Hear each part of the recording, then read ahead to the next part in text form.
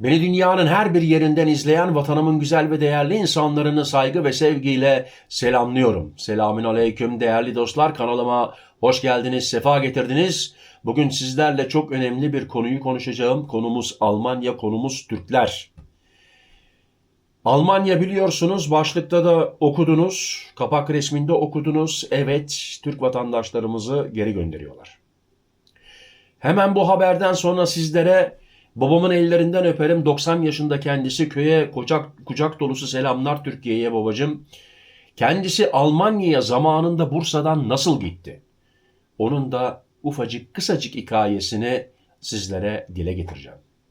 Şimdi Almanya'da son aylarda yaşananlar, özellikle bizim insanımızı doğrudan ilgilendiren gelişmeler artık göz ardı edilemeyecek boyutlara geldi. O yüzden gelin önce bugünün gerçeklerinden bir başlayalım. Şu anda Almanya'da neler oluyor değerli izleyiciler? Almanya 2025 yılı boyunca göç ve sınır dışı politikalarını sertleştirdi. Yeni hükümet hızlandırılmış geri gönderme yasası çıkardı ve uygulamalar 2025'in ikinci yarısından itibaren daha agresif hale geldi. Değerli izleyiciler, eskiden bu dosyalar tekrar bakılıyordu, tekrar bir düşünülüyordu, hatta oturma izni veriliyordu. Artık düşünme yok, bakmak yok, geri. Çoluğu olan var, çocuğu olan var. Geri gönderiyorlar maalesef. Peki sonuç? Kaç kişi gönderildi?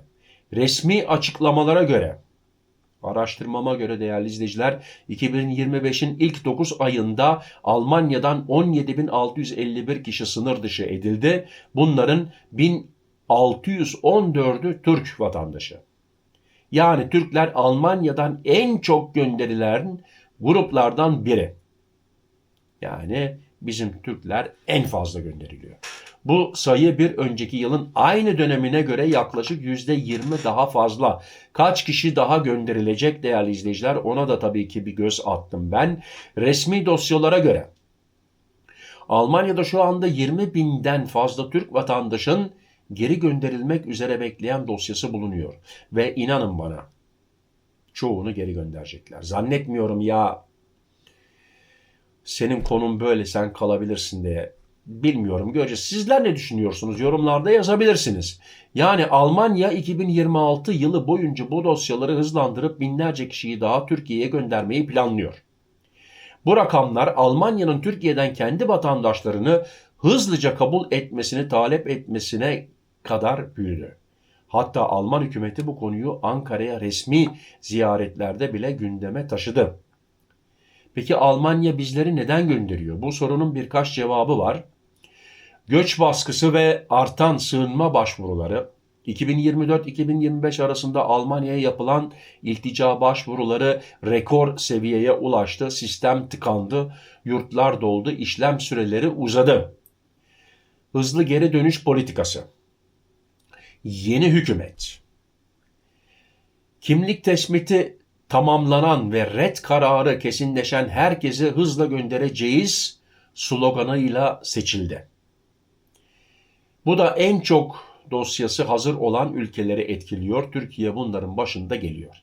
Yani bu sloganla başa geldi bu hükümet şimdi ve değerli izleyiciler geri gönderiyorlar. İç politika baskısı, Almanya'da göç konusu artık siyasi partiler arasında bir yarış haline geldi. Daha sert olan politik güç kazanıyor.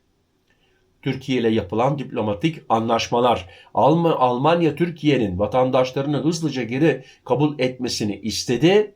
Türkiye kabul etti maalesef. Bu nedenle gönderme süreçleri hızlandı. Peki gönderme işlemleri nasıl yapılıyor? İnsanlar toplu değil tek tek uçaklara bindirilerek gönderiliyor. Bir, bazılarının eline kendi isteğimle dönüyorum yazılı kağıtlar veriliyor. Bir kısmı gönüllü gidiş gibi gösteriliyor ama aslında zorunlu. Almanya 2025'te 3500'den fazla Türk'ün gönüllü dönüş yaptığını açıkladı. Ancak bunların çoğu yasal hakkı kalmadığı için ayrılmak zorunda kalan insanlar. Videonun başında söylediğim gibi, dile getirdiğim gibi eskiden tekrar bakılıyordu. Ve hatta tekrar bir 6 ay uzatılıyordu, bir sene uzatılıyordu. Ondan sonra hatta Almanya'da kalma müsaadesi veriliyordu. Hepsi bitti değerli izleyiciler. Maalesef. Sonuç olarak Almanya bizim insanımızı hem zorunlu hem gönüllü yollarla ülkeden çıkartıyor. Bu rakamların arkasında bir insanlık meselesi var. Dostlarım, bu sadece bir yabancılar dairesi işlemi değil. Her gönderilen insan ardında bir hayat bırakıyor. İşini, okulunu, düzenini, hayallerini, arkadaşlarını. Bu vatandaşlarımız belki Türkiye'de bütün mal varlığını sattı, Almanya'ya geldi.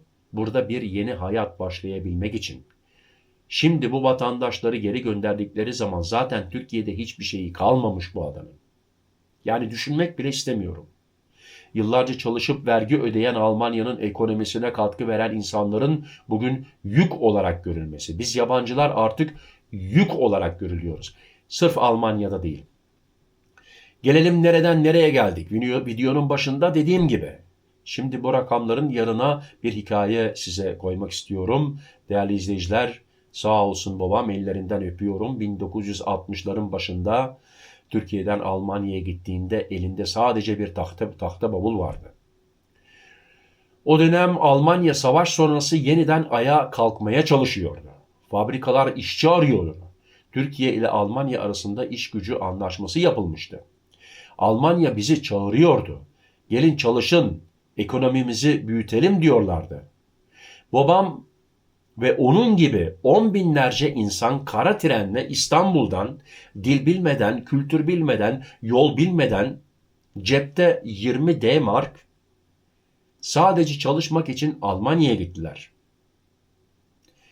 Değerli izleyiciler, babamla muhabbet ediyoruz oturma odasında Türkiye'de. Oğlum dedi, Münih'e geldim dedi, trenden indim dedi.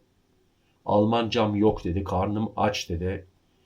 İstasyonda dedi baktım dedi büfe gibi bir şey var dedi. Gittim orada dedi Almanca yok bir kafe dedi. Kafeyi anladım, kafe istedim dedi.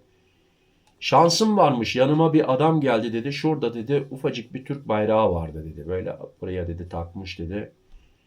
Ondan dedi konuşmaya başladım dedi. Allah razı olsun bana yardım etti dedi.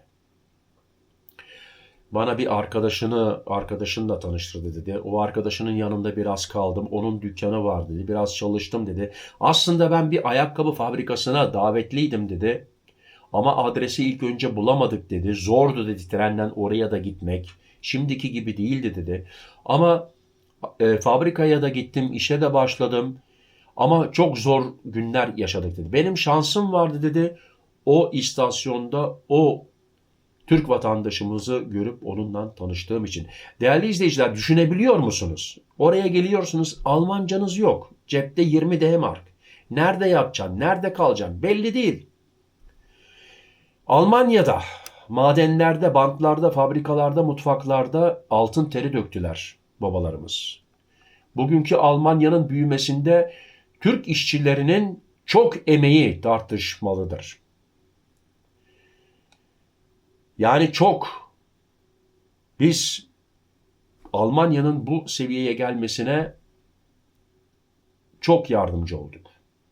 Bunu yani devamlı bunu bizlerle tartışamazlar. Ama bugün aynı Almanya, aynı ülke artık bizi istemiyor. Artık kapılar yüzümüze kapanıyor. Artık yük gibi görülüyoruz. Dostlarım, nereden nereye geldik?